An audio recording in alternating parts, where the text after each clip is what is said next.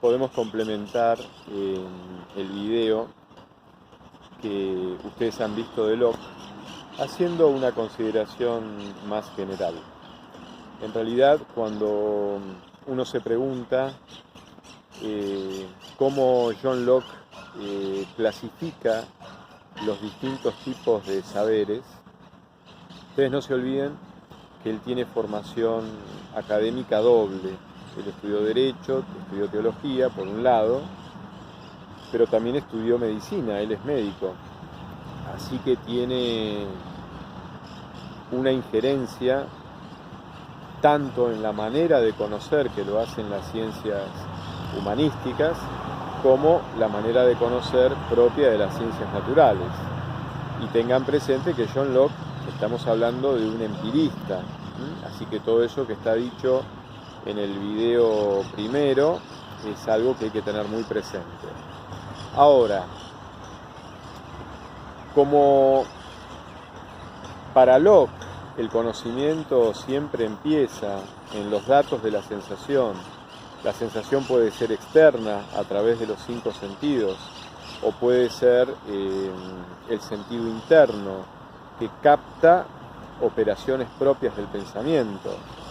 Esos datos en realidad dan cuenta de cómo las cosas nos afectan a nosotros, pero no dan cuenta de cómo son las cosas en sí mismas, salvo características que racionalmente son consideradas de manera universal como características propias de cualquier representación de las cosas. Por ejemplo, un cuerpo necesariamente se concibe en el espacio de 3 dimensiones. Un cuerpo y la noción de espacio, y esto ya lo habíamos visto en Descartes, tiene necesariamente extensión. Un cuerpo tiene determinada forma. Entonces hay cualidades que John Locke denomina cualidades primarias, que son las cualidades que universalmente les vamos a adscribir a cualquier entidad, en este caso un cuerpo, en el espacio, porque impactan de la misma manera en cualquier individuo, en cualquier sujeto que las perciba a esas entidades, que tenga una experiencia de esas entidades.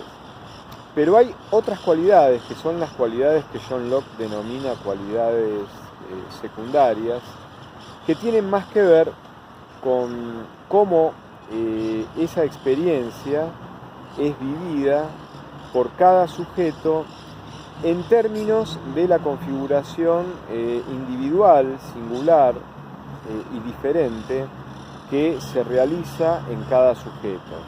Entonces, decir que cierta fruta es dulce es atribuir en principio, enunciado así, la dulzura a la fruta. Pero en realidad la dulzura de la fruta depende del paladar de quien la come. Por lo tanto, esa dulzura no es adscribible como propiedad de la fruta, sino que es una cualidad que John Locke denominará cualidad secundaria, porque habla más de cómo esa fruta afecta el paladar de quien la come. Para algunos será ácida, para algunos será dulce, para otros será insípida, para otros será amarga.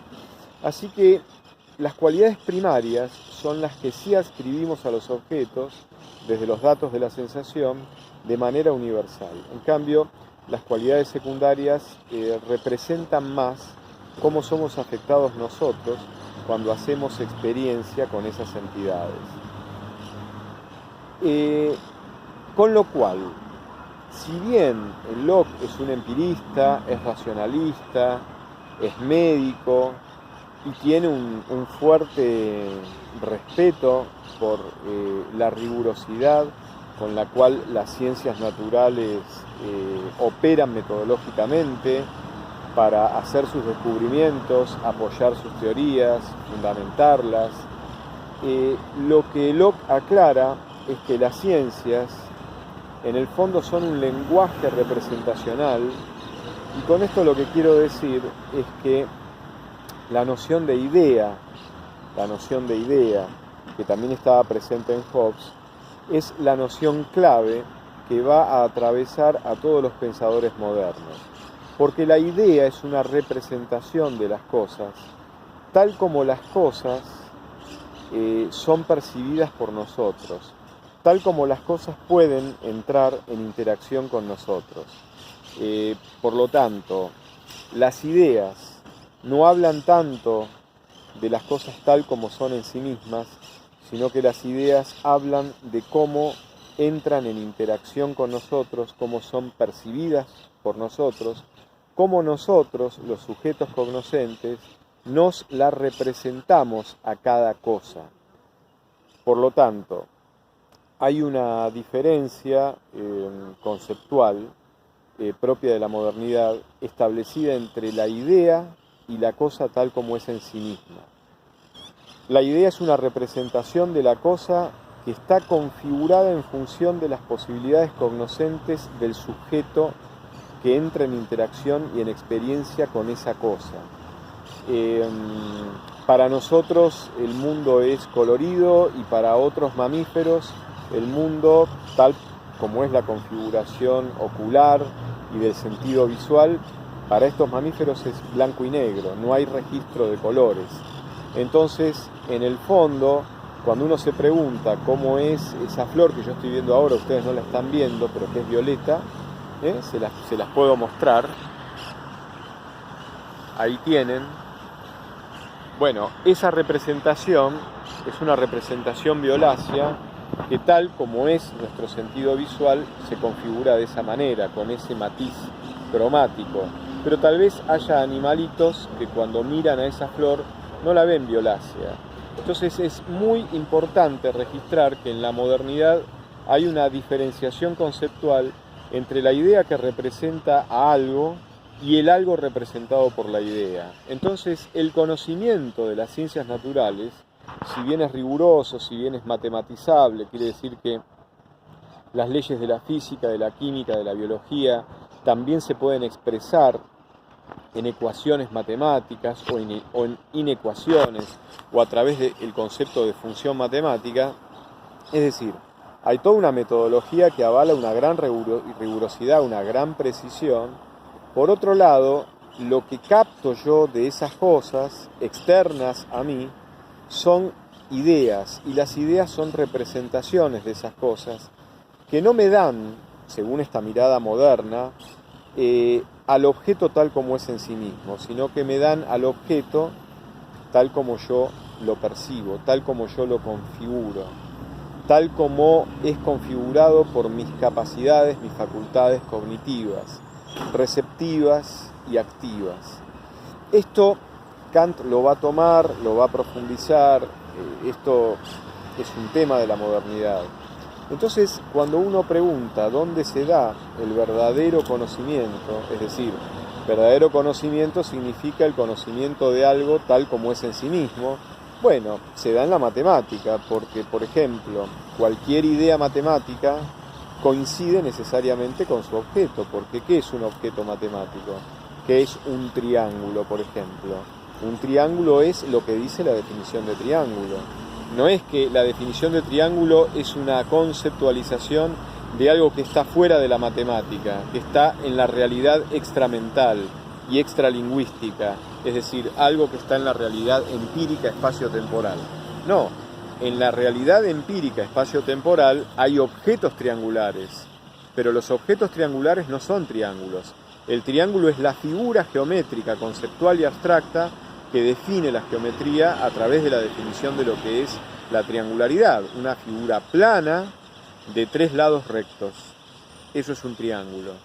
Y como figura es una figura que está en el plano, y el plano es un concepto matemático, abstracto. Yo puedo decir que la mesa tiene una superficie plana, puedo decir que la puerta tiene una textura plana, pero el plano es un concepto geométrico. No hay planos en la realidad espacio-temporal. Hay objetos planos, pero el plano es un concepto mental. Entonces, el objeto plano coincide con el concepto plano. Hay una perfecta identidad entre el concepto o la idea y el objeto representado por la idea, porque acá el objeto es la idea misma. En la matemática la idea se representa a sí misma en su propia captación, en su propio contenido y en su propia definición. Esto es lo que da, si ustedes quieren, para Locke, un conocimiento perfecto, porque ahí la idea no está representando algo que está fuera del marco de existencia de la idea, sino que la idea se representa a sí misma a través de su propia definición conceptual. Esto ocurre en la matemática, va a decir Locke, y no solamente ocurre en la matemática, sino que ocurre justamente en el terreno moral, porque esos principios universales que el hombre descubre dentro de la ley natural como principios que revelan una presentación que Dios hace específicamente a la condición humana de lo que debe hacer en el orden del bien, este pronunciamiento que Dios hace específicamente al hombre que es semejante a él y que lo hace de manera tal de mostrarle un marco normativo que tiene validez universal, es decir, que atraviesa las distintas épocas históricas y las diversidades culturales, porque son principios morales que se entienden como tales con un alcance universal y necesario, porque me hablan de la dignidad de la condición humana, no de la modalidad en la cual cierta cultura valora ciertas cosas, sino que no tiene que ver con una modalidad cultural, tiene que ver con un principio moral que me está revelando algo esencial a la condición humana. No importa de qué cultura se trate, no importa de qué época histórica se trate. Entonces, las ideas morales, a semejanza de las ideas matemáticas, también nos dan un conocimiento perfecto, porque no están representando objetos extramentales que están en la realidad empírica, sino que las ideas morales están representándose a sí mismas a través de su concepto como normas de acción que le hacen saber al hombre cuál es la acción que está realizando el concepto de bien. El concepto de bien es un concepto básico dentro de todas las ideas morales que estructuran el campo del valor y el campo de lo que es justo y el campo de lo que es bueno, y esas ideas precisamente son ideas que no están representando otra cosa, sino que se están representando a sí mismas. Entonces, aunque estemos hablando de un médico, aunque estemos hablando de un biólogo, aunque estemos hablando de alguien que proviene de las ciencias naturales, sin embargo, el conocimiento perfecto no se da en las ciencias naturales, se da en las ciencias formales como la matemática, se da en las ciencias morales, porque son ideas que se representan a sí mismas como normas de acción que señalan cuál es el campo del valor y el campo del bien, a partir del cual uno deduce cuál es el campo de la justicia.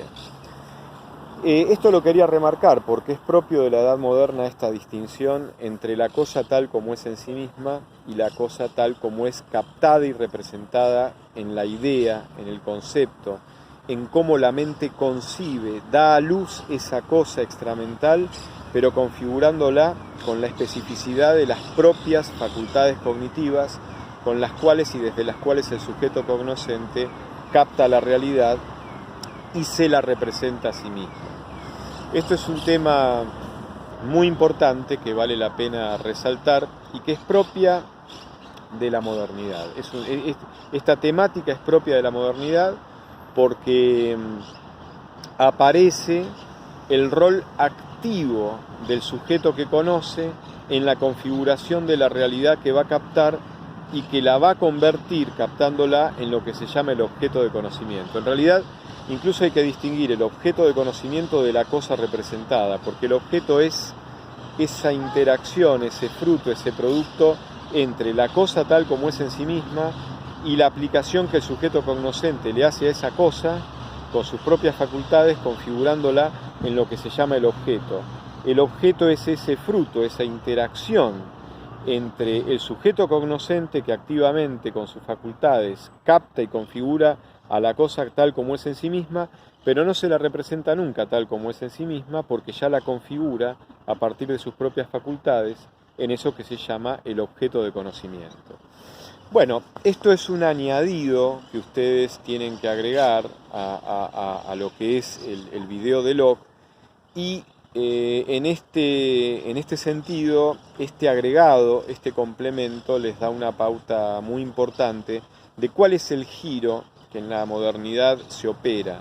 El gran tema es la conciencia, el gran tema son las operaciones del pensamiento y de la conciencia y de la autoconciencia que operan para captar el mundo, para captar la realidad, para captar valores, para dar sentido y también para estudiar la naturaleza a través de las ciencias naturales y captar cómo funciona naturalmente el mundo, tal como lo describe la física, la química y la biología, a través de sus leyes. O sea que en el fondo las ciencias naturales, como lo decía Hobbes en este sentido, son un lenguaje que representa las cosas, que nos hace ver las cosas tal como se nos pueden aparecer a nosotros. Pero en realidad los científicos nunca terminan de conocer las cosas tal como son misteriosa y secretamente en sí mismas, en su propia esencia, porque no podemos llegar, según Locke, según Hobbes, a la esencia última de las cosas. A lo sumo nos las podemos representar a través de las ideas y de los conceptos que las configuran y podemos explicar lo que ocurre a través de las leyes científicas que nos dicen cómo funcionan las cosas naturales, cómo está ordenada la naturaleza. Esto me parecía muy importante resaltarlo porque implica un giro que es el giro moderno propiamente dicho. Así que bueno, este era el complemento que les quería compartir.